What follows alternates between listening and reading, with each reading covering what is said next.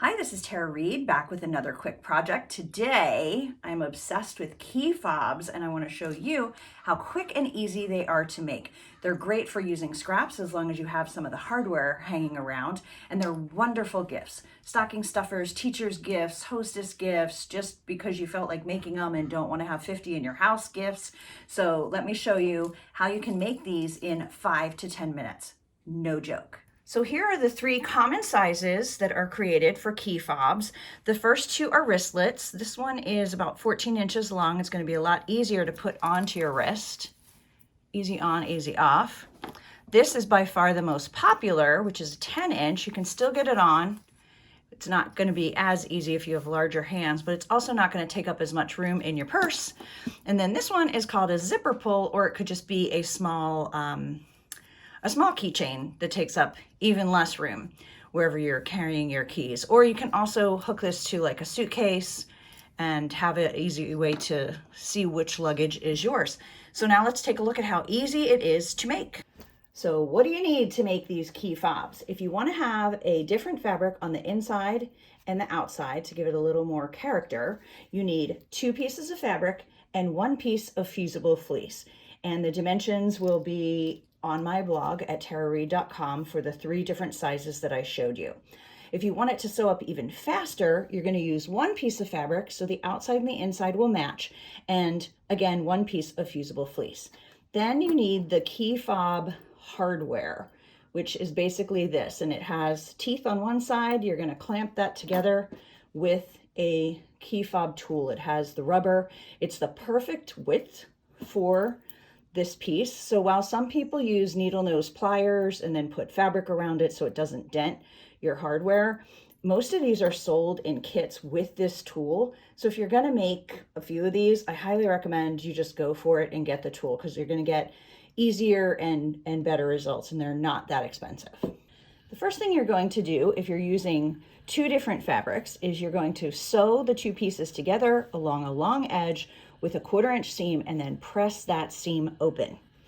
You'll then take your fusible fleece, which is the same length as your key fob but not the same width, and center it over that seam, and then follow the manufacturer's instructions to adhere that fleece in place. I'm going to move that aside. Now, if we're using just one, where the inside and the outside are going to be the same, you skip a step. You don't have to sew anything or open any seams. You're simply going to layer the fleece and the fabric and adhere that fleece. Now, the next step is going to be the same for both. You're just going to simply fold your fabric right up against the fleece and press. You're going to do that on both sides.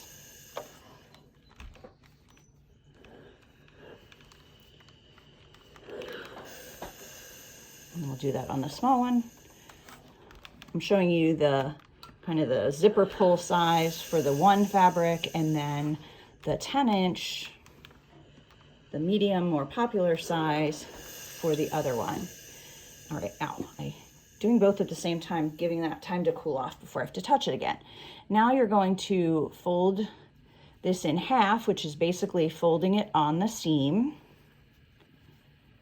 and press. And because it is so thick, when you press it, it is pressing that seam, but it doesn't keep it down. So you can clip it or pin it, or you can simply take it to your sewing machine. And then the next thing we're going to do is we're going to sew 1/8 of an inch from the edge all the way around and then down the middle. So for the one fabric, you're simply going to fold it in half. There's no seam to be folding it. You're just going to match the outside edges and press that in place. Back from the sewing machine. This is so simple, I decided you did not need to actually watch me at the sewing machine.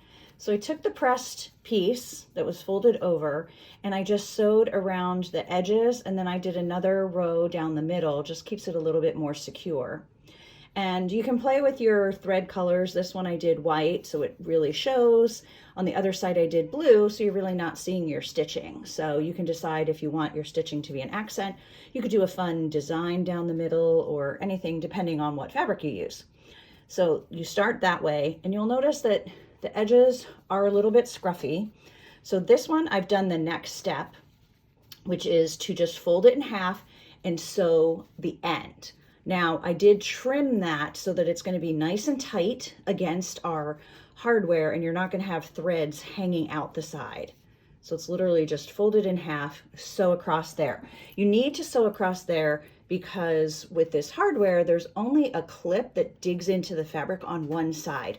So you wouldn't want the other side of the fabric to somehow slip if you didn't clamp that tight enough. So now, with that so it's not in the way, you're just going to place that inside the hook, or the fob hardware, whatever you want to call it. And don't really push down too hard. You don't want one of those hooks coming into your thumb, but you'll see it's the exact width of your fabric. And then after some trial and error, this is the best way I have found to do this. So I come in from the side and I squeeze it closed slightly.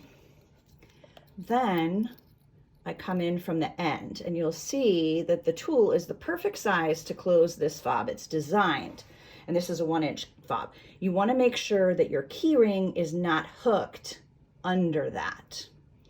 And then you're simply going to give it a little muscle, squeeze it a few times, check both sides, make sure that it looks nice and clamped, and it's done. That's it. Completely done, super fast. So if you enjoyed this tutorial and Key Fob Mania hits you like it has obviously hit me, be sure to subscribe to my YouTube channel for more tips and quick tutorials, as well as follow my blog. It has all of this and more at tarareed.com, or on social media. I'm on Instagram, Pinterest, and Facebook regularly.